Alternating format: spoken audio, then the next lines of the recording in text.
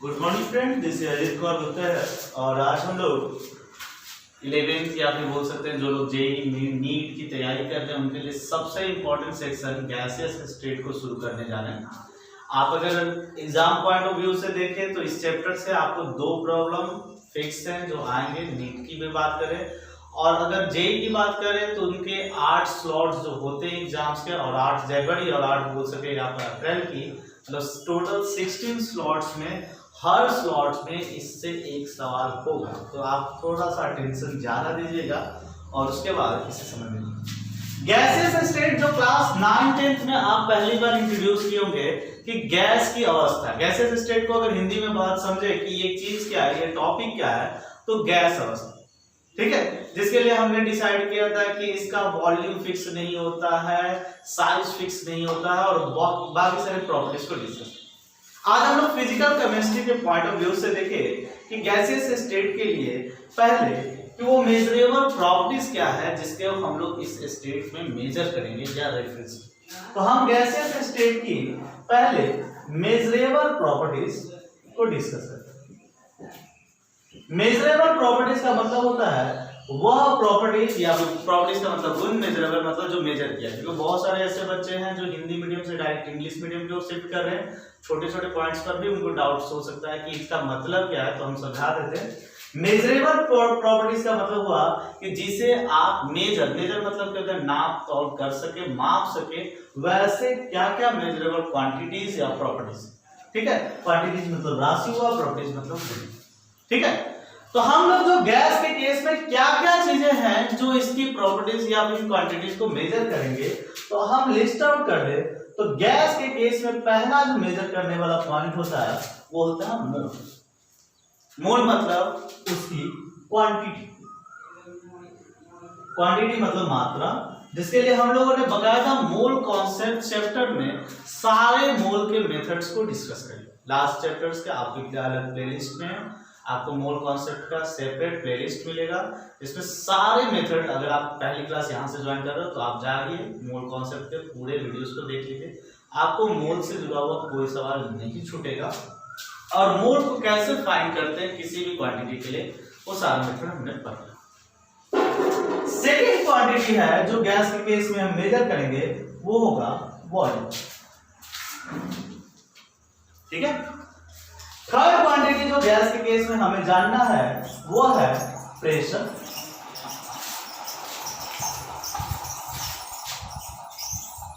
और fourth quantity जो हमें इस केस में जानना है वो है टेम्परेचर।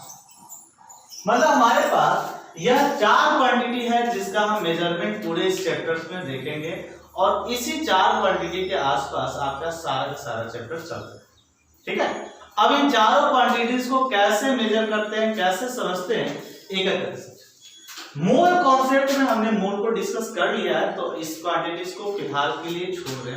अब हम दूसरी क्वांटिटी वॉल्यूम, तो हम लोग समझे कि क्या होता है वॉल्यूम ऑफ गैस का मतलब, ठीक है। गैसियस स्टेट के लिए वॉल्यूम समझ रहे हैं तो हम मतलब समझेंगे कि वॉल्यूम ऑफ गैस का मतलब है।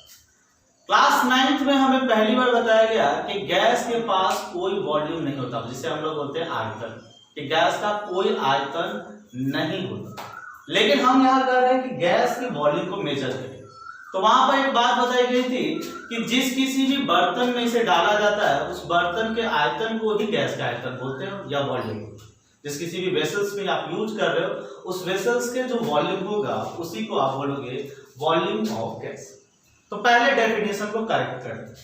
किसी भी फेज, वो गैस हो, लिक्विड हो या सॉलिड हो, वॉल्यूम की डेफिनेशन क्या होती है तो समझा जाए, it is the total free space जहां पर free movement of particles possible. मतलब कि अगर गैस के लिए आप वॉल्यूम्स डिफाइन कर रहे हो तो गैस के लिए वॉल्यूम्स को डिफाइन कर सकते हो। It can be volume for gas can be stated as the total free space available for the free movement of gaseous particle। मतलब कि अगर गैस पार्टिकल की बात किया जाए तो गैस पार्टिकल के लिए वह फ्री स्पेस क्या है जहां पर गैसियस पार्टिकल फ्रीली मूव कर सके, उसी को कहा जाता है वॉल्यूम ऑफ गैस। तो आप वॉल्यूम ऑफ गैस की डेफिनेशन लिख लो, the free space free space available for the movement, free space available for the free movement of gaseous particle are called volume of gas। ठीक है, तो volume of gas हो गया कि free space available for the movement of gaseous particle. ठीक है, और ये आप जानते हो कि गैस को किसी भी अगर बर्तन में डालोगे तो वो उसका पार्टिकल पूरे ही स्पेस में मूव करता है। उस बर्तन के अंदर जितनी भी जगह होगी उस पूरे पार्टिकल पूरे स्पेस में मूव करता है, इसीलिए उस बर्तन के आयतन या वॉल्यूम्स को बोला जाता है वॉल्यूम ऑफ गैस। अगर इस रूम में कहीं से गैस लीक करेगा तो ऑब्वियसली गैस की स्मेल हमें सुगंध आती है या फिर लगती है। इसके पीछे की वजह है कि गैस के पार्टिकल चलता फिरता मूव करते हुए हम तक पहुंचे। ठीक है, तो गैस के केस में इसलिए किसी भी वेसल का पूरा वॉल्यूम हो जाता है क्योंकि वेसल के अंदर वो सभी जगह मूव करने के लिए आजाद है। और हमने वॉल्यूम की डेफिनेशन ही रखा है कि free space available for the free movement of gaseous particle is called volume of gas. ठीक है, ऐसा यूनिट ऑफ वॉल्यूम्स की बात करें तो ऐसा यूनिट ऑफ वॉल्यूम होगा हमारा मीटर क्यूब। ठीक है, ऐसा यूनिट ऑफ वॉल्यूम होगा मीटर क्यूब। सीजीएस यूनिट जो होगी वो होगी सेंटीमीटर क्यूब या फिर क्यूबिक सेंटीमीटर, जिसे हम पढ़ सकते हैं सीसी, सेंटीमीटर क्यूब या क्यूबिक सेंटीमीटर। ठीक है, आपको अगर सीसी लिखता है, जैसे कि आप गाड़ी वगैरह यूज करते हो तो 150 सीसी, 200 सीसी, 220 सीसी के जो गाड़ी देखते हो तो सीसी का मतलब हुआ वॉल्यूम। ठीक है, और वॉल्यूम्स का यह सीजीएस यूनिट है। अब कहा जाए कि हम लोग गैस के केस में या गैसियस स्टेट में जो पढ़ने जा रहे हैं यहां पर किस वॉल्यूम के कौन से यूनिट को यूज करेंगे, तो उसके बाद पहली चीज हम यूनिट को यूज करने के लिए आजाद है, वो एसआई भी हो सकता है, सीजीएस भी हो सकता है, लेकिन जितने भी मेथड्स दिए गए हैं जो हमारे फिजिकल केमिस्ट्री के डेरिवेशन के लिए, वहां पर ज्यादातर बार बाय डिफॉल्ट जो यूनिट यूज किए गए हैं, बाय डिफॉल्ट यूनिट मतलब जो खुद से यूनिट्स यूज किए गए वो है वॉल्यूम्स के लिए लीटर। मतलब अगर वॉल्यूम्स के लिए हमें यूनिट यूज करना है तो हम लोग अब वॉल्यूम के लिए यूनिट यूज करेंगे लीटर। और लीटर क्या होता है तो हमने मोल कॉन्सेप्ट के एक वीडियोस में भी बताया है और आज हम फिर से बताएंगे, क्योंकि वहां पर भी ये बात हमने बताया था कि जब भी ये टर्म्स आएंगे सामने हम उसे इंट्रोड्यूस करें। तो वॉल्यूम्स की जो यूनिट हम यूज करने जा रहे हैं वो है लीटर, जिसे हम कैपिटल एल और एलटी से सिंबॉलिक करें। मतलब कभी भी कहीं लिखना होगा तो कैपिटल एल लिख दिया या एलटी लिख दिया तो इसका मतलब हम समझेंगे लीटर। मैथमेटिकली 1 लीटर जो है वो 1 डेसीमीटर क्यूब को रिप्रेजेंट करता है। 1 लीटर 1 डेसीमीटर क्यूब को रिप्रेजेंट करता है। और इस डेसीमीटर को समझिए, 1 डेसीमीटर दैट मीन्स की 10 सेंटीमीटर। ठीक है, तो अगर आप क्यूब कर रहे हो दोनों साइड तो कह सकते हो कि 1 डेसीमीटर क्यूब इक्वल टू 10 का क्यूब सेंटीमीटर क्यूब, और आप कह सकते हो 1 decimetre cube equal to 1000 centimetre cube. ठीक है, और आप 1 डेसीमीटर क्यूब को ही लिख रहे थे लीटर, मतलब कि 1 लीटर हमारे रिस्पॉन्स में एक और चीज ऐड हुआ कि 1 litre equal to 100 centimetre cube, या फिर 100 सेंटीमीटर क्यूब को ही हम लोग सीसी लिख रहे थे तो सॉरी 1000 सेंटीमीटर क्यूब के जगह 1000 सीसी। ठीक है, साथ ही साथ सेंटीमीटर क्यूब को एक स्पेशल टर्मिनोलॉजी के तहत नाम दिया गया है मिलीलीटर। तो आप इसको कह सकते हो 1000 मिलीलीटर। मतलब हमने क्या यूज किया है तो 1 सीसी या 1 सेंटीमीटर क्यूब को ही बोला जा रहा है 1 मिलीलीटर। ये तीनों ही क्वांटिटीज आपको कंफ्यूज न करे, यह हर मामले में सेम। ठीक है, तो सेंटीमीटर क्यूब बोलिए, सीसी बोलिए या मिलीलीटर बोलिए, उसकी वैल्यूज एक ही हुई और वो हुआ कि 1000 सेंटीमीटर क्यूब या 1000 सीसी या 1000 मिलीलीटर 1 लीटर के बराबर। ठीक है, अब अगर हम दूसरे रेफरेंस में देखें, क्योंकि हमने यूनिट्स में एक और यूनिट यूज किया था एसआई यूनिट, और एसआई यूनिट में बताया था कि वॉल्यूम का एसआई यूनिट होगा मीटर क्यूब। वॉल्यूम की एसआई यूनिट हमने अभी अभी बताया था कि वह मीटर क्यूब होगा, तो हम लोग उसके रेफरेंस में भी रिलेशन को देखें। तो समझे 1 मीटर इक्वल टू 10 डेसीमीटर। ठीक है, और हम अगर क्यूब करें तो ये कह सकते हैं कि 1 metre cube equal to 10 cube decimetre cube, और इससे कह सकते हैं 1 मीटर क्यूब इक्वल टू 10 का क्यूब 1000 डेसीमीटर क्यूब। और अभी अभी हम जानते हैं कि 1 डेसीमीटर क्यूब या डेसीमीटर क्यूब रिप्रेजेंट करता है लीटर को, इसका मतलब 1 मीटर क्यूब 1000 लीटर है। ये मैथमेटिकल कन्वर्जन, इंटरचेंज, एक्सचेंज आपके कैलकुलेशन के लिए जरूरी होगा, तो ये अपने माइंड्स में आप रखिए। ठीक है, जहां पर आप इस रिलेशन को कि ए लीटर से कैसे मीटर क्यूब में कन्वर्ट करेंगे, या फिर मीटर क्यूब लीटर से कैसे सेंटीमीटर में कन्वर्ट करेंगे, लीटर से कैसे सीसी में कन्वर्ट करेंगे, लीटर से कैसे मिलीलीटर में जाएंगे, या हर किसी के बीच में एक्सचेंज को हम देख सकते। ये सारे रिलेशनशिप आपको उस केस में हेल्प। अब अगर आप प्रैक्टिस के लिए चाहते हो तो प्रैक्टिस के लिए कुछ मैं आपको दे देता हूं जो आप घर पर प्रैक्टिस कर सकते हैं, कि आप देख ले कि इन रिलेशनशिप को यूज करना आपको आ रहा है कि नहीं आ रहा है। ठीक है, तो प्रैक्टिस के लिए हम कुछ चीजों को बता देते हैं। तो मान लिया जाए आपके सामने क्वेश्चन होता कि 250 मिलीलीटर इज इक्वल टू कितना लीटर। ठीक है, तो आप जानते हो कि 1000 मिलीलीटर इक्वल टू 1 लीटर, तो 1 के लिए क्या हो जाएगा 1/1000 लीटर, और हमारे पास कह रहा है 250 मिलीलीटर, तो हम कह सकते हैं कि 250 millilitre will be equal to 1/1000 into 250 litre, मतलब 0.25 लीटर।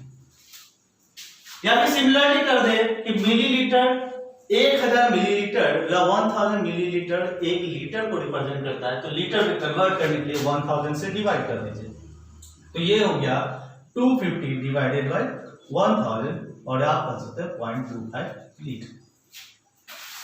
ठीक है, तो इसी तरह से सिमिलरली कुछ प्रैक्टिस के लिए हम आपको दे सकते हैं। क्वेश्चंस आप देख लीजिए कि 450 मिलीलीटर इज इक्वल टू कितना सीसी, 750 मिलीलीटर इक्वल टू कितना metre cube, 1440 millilitre equal to कितना decimetre cube.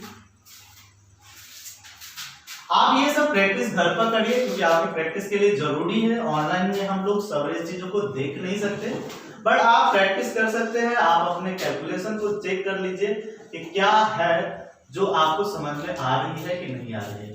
Metre cube equal to कितना लीटर, ठीक है,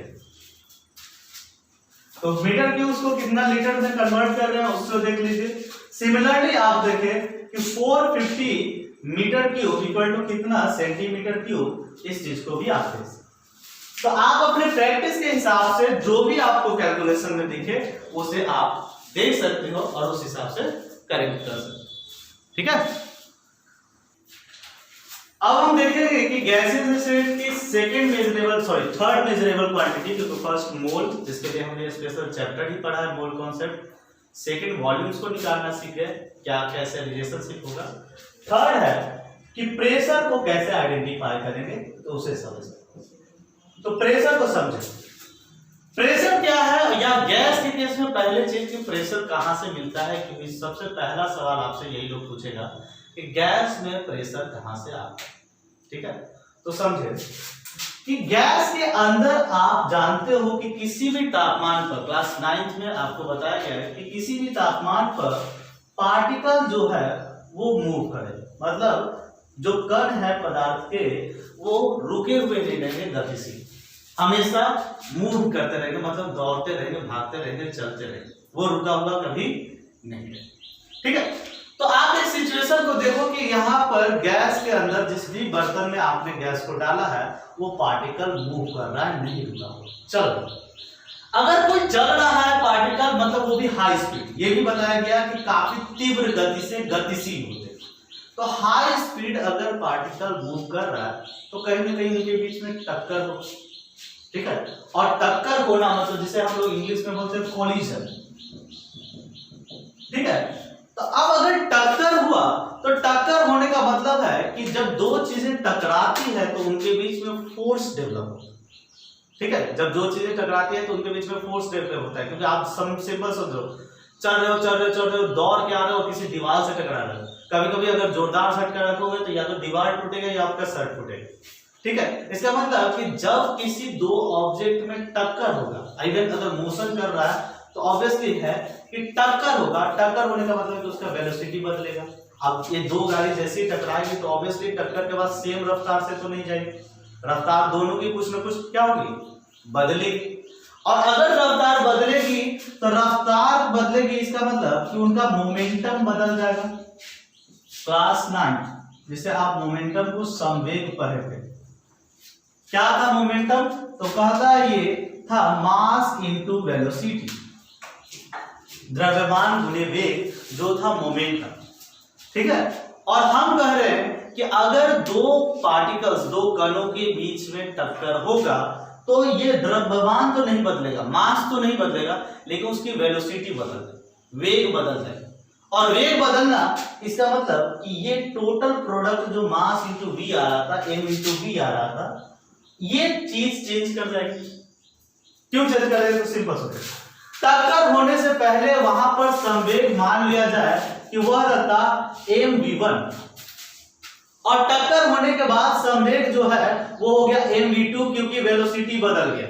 हम मान लें कि वेलोसिटी बदल गई, और अगर ऐसा कुछ हुआ है तो इसका मतलब संवेग ही बदल गया, मोमेंटम ही बदल गया, और मोमेंटम बदल गया तो Newton second law of motion जो क्लास 9 में आप पढ़ चुके हो, जिसमें बोला गया कि change in momentum always implies a force, मतलब अगर आपको समय के साथ मोमेंटम में बदलाव दिखता है तो वो हो जाता है फोर्स। मतलब यहाँ पर मोमेंटम में जो बदलाव हो रहा है समय के साथ, तो वो क्या चीज को डेवलप कर रहा है? फोर्स। ठीक है, यहाँ पर मोमेंटम बदल रहा है, और मोमेंटम चूंकि समय के साथ बदल रहा है, क्योंकि टाइम के फ्रैक्शन में बहुत ही छोटे समय में मोमेंटम चेंज कर रहा है, तो वो किसको डेवलप कर रहा है? फोर्स को। ठीक है, तो गैस के अंदर पार्टिकल्स आपस में टकराने और साथ साथ पार्टिकल्स चूंकि गैस के बर्तन की दीवार से भी टकराए। ठीक है, तो वहां पर कितने जगह कोलिजन मिला? एक है, दो कणों के बीच में कोलिजन मिला है, मतलब पार्टिकल्स के बीच में, और पार्टिकल्स का बर्तन की दीवार के साथ कोलिजन मिला, टक्कर मिला, और दोनों ही केस में चूंकि मोमेंटम बदल रहा है तो वहां पर फोर्स डेवलप। और एक और चीज जो गौर करने वाली बात है वो ये है कि वहां पर जो समय अंतराल है मोमेंटम के बदलने का बहुत ही छोटा, मतलब मान के चलो कि ये 0 के बराबर है, पल भर के अंदर ये इतना बड़ा बदलाव हो रहा है। तो किसी भी चीज में आप 0 के लगभग नजदीक वैल्यू से अगर डिवाइड करिएगा तो वो वैल्यू अनंत की ओर जाएगा। ठीक है, क्योंकि आप सिंपल सोचते हो 1/10 तो ये हुआ 0.1, लेकिन 1/0001 तो ये हो गया 1000 पर 1 2 3 4 10,000। जितना ही छोटा वैल्यू नीचे में रहेगा उसका टोटल मान उतना बड़ा होगा।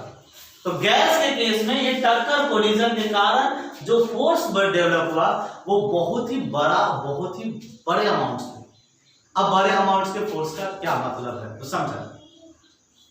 बड़े अमाउंट का फोर्स बर्तन के ये जो अगर दीवार है, क्योंकि किसी भी बर्तन के अंदर आपने गैस को रखा है तो बर्तन की दीवार पर यह जो डेवलप किया गया फोर्स है वो लगाया जाए।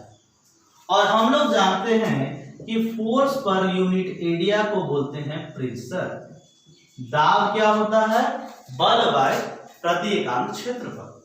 ठीक है, तो इसका मतलब कि गैस के अंदर आपसी टक्कर से, कोलिजन से एक बहुत ही बड़ा फोर्स डेवलप होता है, और वो फोर्स जब बर्तन की दीवार पर लगता है तो वहां पर वो डेवलप करता है प्रेशर। ठीक है। तो गैस के प्रेशर के डेफिनेशन को अगर बोले तो आप एक लिखना अगर चाहते हो तो इसको इस तरह से लिखो कि इन केस ऑफ गैस, लिख लीजिएगा नोट्स अगर प्रिपेयर कर रहे हैं तो, in case of gas the particles of gas are always in random motion. ठीक है, in case of gas the particles of gas are always in random motion and due to this rapid motion there is a several collision and due to the rapid motion there is the several collision between the particles and the wall of container, between the particles and the wall of container. These collisions develop a huge amount of force which acts on the wall of container and develop a huge amount of pressure. ठीक है, तो ये रहा pressure. और pressure के बारे में बात किए तो हम बोले कि कोलिजन से फोर्स डेवलप हुआ और फोर्स कंटेनर की वॉल पर लगा और यही कंटेनर की वॉल पर एक बड़े अमाउंट का प्रेशर डेवलप।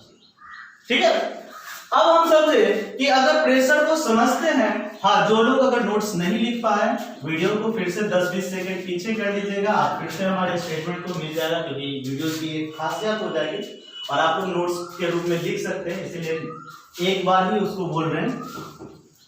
अब हम देखें कि प्रेशर का यूनिट क्या होगा।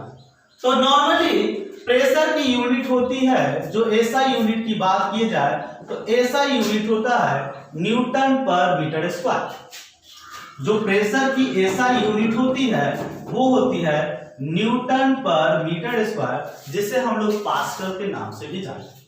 ठीक है, तो ऐसा यूनिट जो प्रेशर की होगी वो होगा न्यूटन पर मीटर स्क्वायर, जिसे हम बोल रहे हैं कि इसे ही पास्कल कहा जाता है। ठीक है, और सीजीएस यूनिट की बात करें तो सीजीएस यूनिट जो होगा प्रेशर का वो सीजीएस यूनिट होता है डाइन पर सेंटीमीटर स्क्वायर। ठीक है, ये सीजीएस यूनिट ऐसा यूनिट समझ गए। लेकिन जैसा कि हमने कहा था कि जैसे वॉल्यूम के केस में गैस के लिए हमने एक स्पेशल यूनिट लीटर को यूज किया, उसी तरह से प्रेशर के केस में गैस के लिए हम स्पेशल यूनिट यूज करते हैं जिसको बोलते हैं एटमॉस्फेरिक प्रेशर। ठीक है, तो एटमॉस्फेरिक प्रेशर क्या है तो समझा। गैस की एक यूनिट जिसे हम यूज करने जा रहे हैं और कह रहे हैं कि ये यूज करेंगे एटमॉस्फेरिक प्रेशर ATM।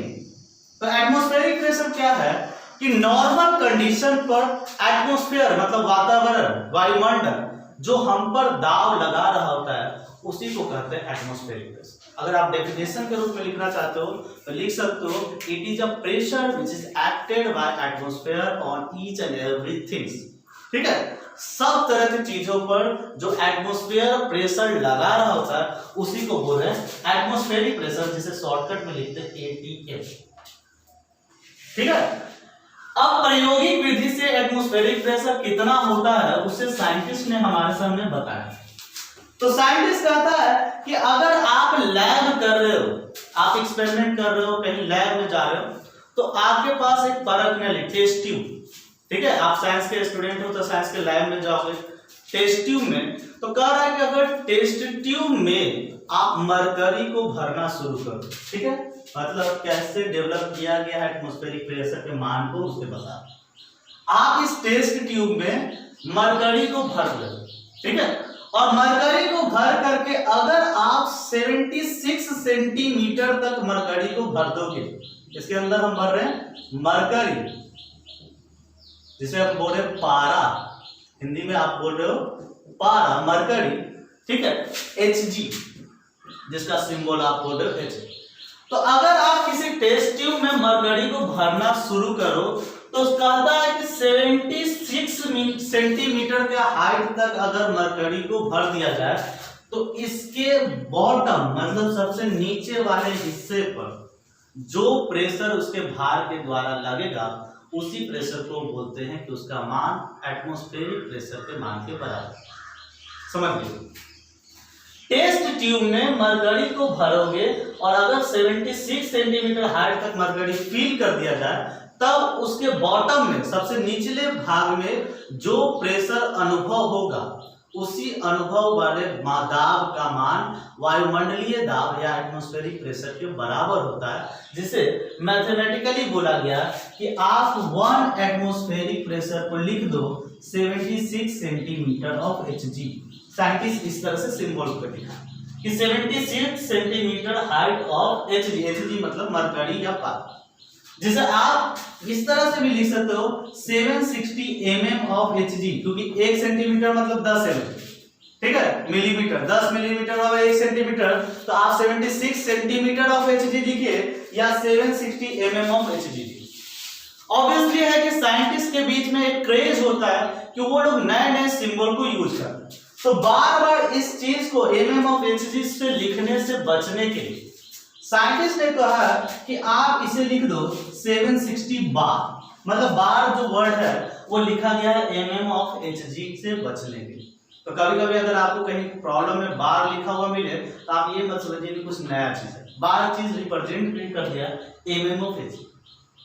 ऑब्वियसली है कि अलग अलग साइंटिस्ट अलग अलग सिंबल को करते हैं, तो कुछ साइंटिस्ट ने mm ऑफ Hg के लिए टॉर वर्ड को यूज किया, मतलब अगर 760 टॉर भी लिखता है उसका भी मान 1 atm के बराबर ही है। तो कहीं भी कंफ्यूज ना हो कि इन सब में से कोई भी यूनिट को यूज किया गया। अब अगर फर्दर बात किया जाए कि सर बोलोगे कि सर ये यूनिट्स का क्या मतलब है, जब यही करना है तो ये तो हमारे लिए मीनिंगलेस, ठीक है, तो ये मीनिंगलेस नहीं है। इनके बीच भी साइंटिस्ट ने बताया कि एटमॉस्फेरिक प्रेशर का रिलेशनशिप दिया जा सकता है पास्कल्स के रूप में, मतलब न्यूटन पर मीटर स्क्वायर के रूप में भी, और डाइन पर सेंटीमीटर स्क्वायर। एक मैथमेटिकल बहुत एक्सपेरिमेंटल वैल्यूज है, लेकिन हम लिख देते हैं जो आपके हेल्प के लिए रहेगा। तो 1 atm बाबा कहा गया तो 1.01 × 10⁵ न्यूटन पर मीटर स्क्वायर, या फिर बोल दो इसको 1.01 × 10⁵ पास्कल, ठीक है। और अगर डाइन पर सेंटीमीटर स्क्वायर में मेजर कर रहे हो तो 1.01 × 10⁶ डाइन पर सेंटीमीटर स्क्वायर। ये सारे टोटल रिलेशनशिप जो आपको हेल्प करेंगे, और मान के चलिए कि प्रेशर सबसे ज्यादा बच्चों को कंफ्यूज करेगा कि इसका यूनिट कन्वर्जन थोड़ा सा टफ हो जाए। तो जो बच्चे पहली बार आ रहे ध्यान रखिए, आपको 1 atm के रूप में सब चीज के बीच में रिलेशनशिप मालूम होना चाहिए, क्योंकि क्वेश्चन पूछने वाला आपसे हार्ड क्वेश्चन नहीं पूछेगा, बस ये करेगा कि आपको सवाल में डायरेक्ट प्रेशर atm में नहीं देगा, लेकिन आपको जब भी गैस के लिए कैलकुलेट करना हो प्रेशर को बदल करके atm में रखना है और वहीं से कैलकुलेशन। तो आपको इस सब में से किसी न किसी यूनिट में आपको दिया जाएगा प्रेशर, और उसको आपको चेंज करना पड़ेगा atm, जिसके लिए आपके सामने रिलेशनशिप दे देंगे। आपकी प्रैक्टिस के लिए रहा, तो प्रैक्टिस के लिए हम कुछ एग्जांपल्स को ले लेते हैं ताकि आपको पता चले कि किस तरह से हम बदलेंगे।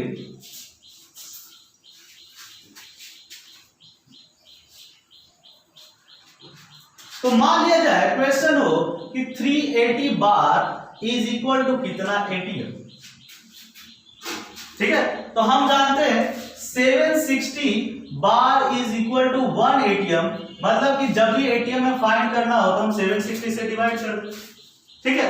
तो हमें 380 में पूछा है, तो 380 में क्या हो जाएगा, 380 बाय 760 atm 0.5 atm, और इस तरह से हम कन्वर्ट कर सकते।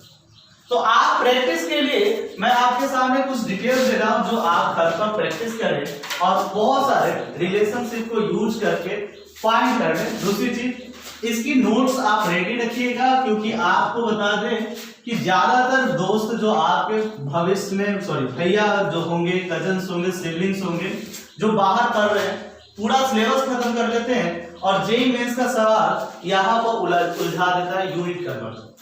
तो आपके लिए हम कुछ दे देते हैं, मान लिया जाए 1440 बार इक्वल टू, आपसे पूछ रहा है कितना atm,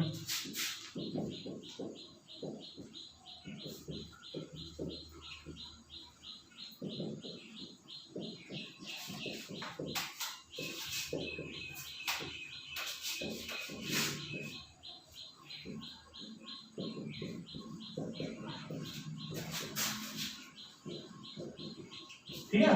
तो आप प्रैक्टिस के लिए अपने आप को रखिए, और भी बहुत सारे रैंडम्स नंबर को ले सकते हैं प्रैक्टिस में। तो फिलहाल आज के लिए इतना ही, बहुत ही लंबा वीडियोस ना हो जाए। ठीक है, थैंक यू। और अपने जितने भी दोस्त जो अभी तक पढ़ाई को शुरू नहीं कर रहे हैं उनके साथ शेयर कीजिए, उनके साथ बात कीजिए और क्लास को जल्दी से रिज्यूम कीजिए। ठीक है, thank you, have a nice day.